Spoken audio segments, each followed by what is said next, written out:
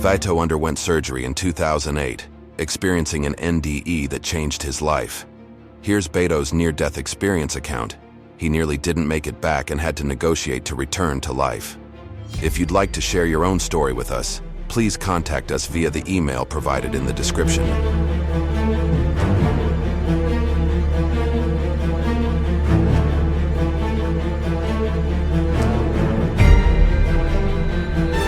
The experience I had occurred in 2008, on October 31st. I consider my entire experience to have taken place over a period of 15 days. That day was supposed to be just another peaceful weekend trip with the family, and I was fine, no issues at all. Before we set off on the trip itself, we stopped along the way to get some water. We were in two cars. My wife was driving our car, and further ahead was my father-in-law in the other car. We stopped on Avenida Bandeirantes in São Paulo. And when I got out of the car and looked at my father-in-law, he began to fade away, like a scene from a movie where someone gradually fades from the scene. I started to see my father-in-law as if he were in a tunnel, moving further away as I lost my strength and began to struggle to move. With great effort, I managed to get closer to him and warned him, "Hey, something's happening to me." My father-in-law helped me and got water for me. I drank that bottle of water, and shortly after I began to feel intense chest pains, almost unbearable. I couldn't continue. I had to go to a hospital. I told my father-in-law to continue the trip, and I went straight to the hospital nearby, right at the intersection of two major avenues. It was a Friday, and there was heavy traffic, so it took a little longer to reach the hospital. The chest pains kept increasing, and I also started to feel my leg going numb like a cramp, you know? But it wasn't a cramp because the numbness kept increasing until I couldn't feel my leg anymore. I also started to feel faint, as if I were dying. But I think because of the intense pain, I didn't faint. The pain was just too much. Upon arriving at the emergency room as I got out of the car, I couldn't feel anything in my leg anymore. I had to hop to the reception. At that moment, we start to imagine various situations. I thought it might be a stroke or an aneurysm, as it had happened in my father's family.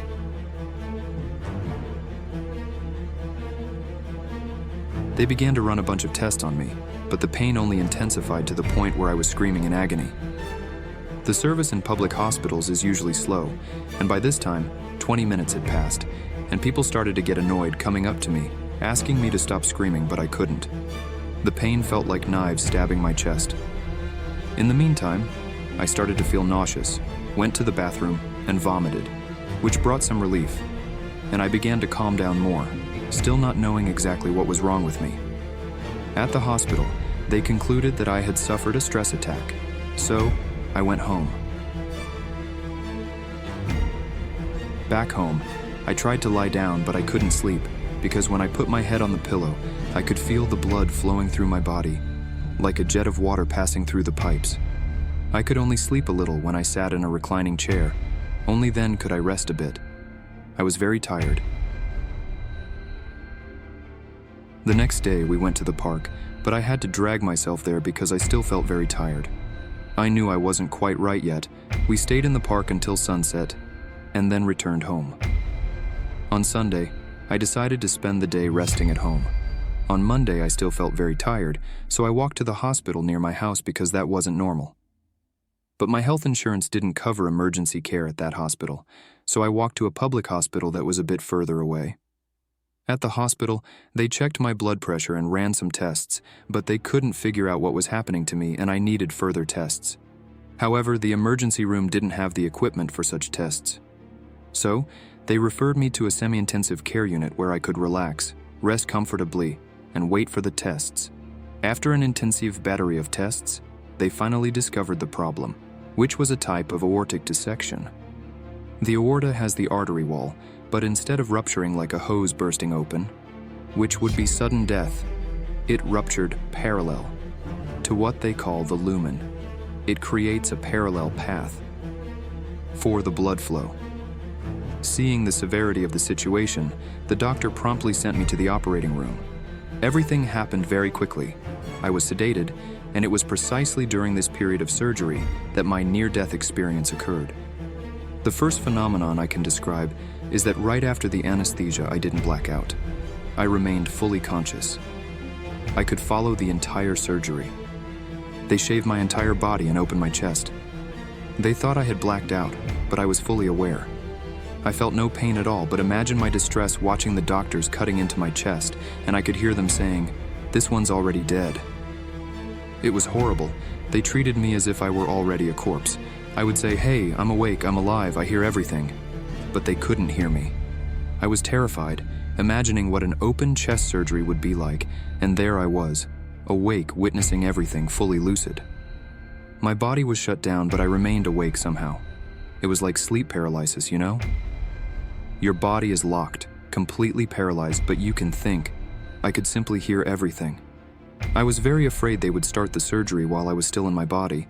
That's when I remembered a course I had taken on astral projection. I had never left my body in projection, but I thought, I need to get out of here somehow before they start the surgery. Since I have this resource, I'll try it. And fortunately, I managed to leave my body. My consciousness was projected outward. I left the body as if I were in the same position, lying down. But I felt my body floating. It was a sensation that I had a physical body, but I knew it wasn't my physical body. When I looked up, I saw a medical team right above me. They were completely still, and I couldn't see their faces properly because there was a light right above them. Seeing that situation and everyone standing still, I said, "Aren't you going to start the surgery?" They replied, "Who said we're standing still? We're doing it. We're performing the surgery." They didn't open their mouths to respond to me, it was all telepathy. They said, "We're operating on you here," but with their hands down there. There were two teams, one communicating telepathically, seeming to be still, and the hospital team. There was a moment when I started to fall asleep until I blacked out completely and woke up in a totally different place. It was my father-in-law's beach house. I was in his room, waking up to the sounds of nature, birds, the sound of flowing river water, and I heard some people talking. They said, "He's waking up." They were celebrating because I was waking up. Before, at the operation site, I felt distressed, but not there. There I was calm, very peaceful. The sensation was of total peace. It was a feeling of connecting to everything and being connected to something greater. Even with my eyes still closed, I felt a very strong light and intense warmth, like on a very sunny day. But from where I was, there was no sunshine. I knew it was from something else. During the experience, one thing I noticed is that I had no sense of time or space, whether it lasted minutes, hours, or seconds. I really don't know. I woke up in the ICU, receiving visits from people gradually, but I was still confused, not knowing if I was alive or dead.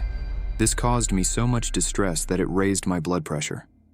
The doctors were concerned because the issue was precisely with the arteries, and it wasn't good to have an increase in blood pressure. But something had changed in me. It seemed like I still belonged to that dimension, and this one, the physical one.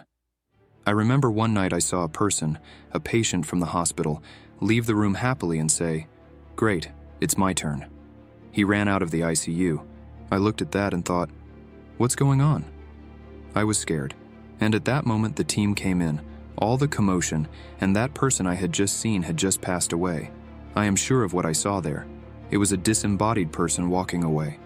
One thing I must also mention is that during the time I was in, that darkness negotiating my return with those shadows, I said something that didn't make much sense at the time. I said, "I need to come back because of my wife and my son. They need me." They said, "But you don't have a son." I said, but I will." It was as if, in that state, I knew more than I could explain. The most incredible thing is that years later, my wife became pregnant, and I knew for sure it was a boy. That's scary. Well, I kept this experience to myself and my family for a long time because people tend to judge a lot. That was my NDE, and since then, I am sure that life goes on and that this is just a passage. That was Beto's experience. I hope you enjoyed it, and if you'd like to share your own story with us, please contact us via the email provided in the description. Don't forget to subscribe to our channel, and thank you very much for watching until the end.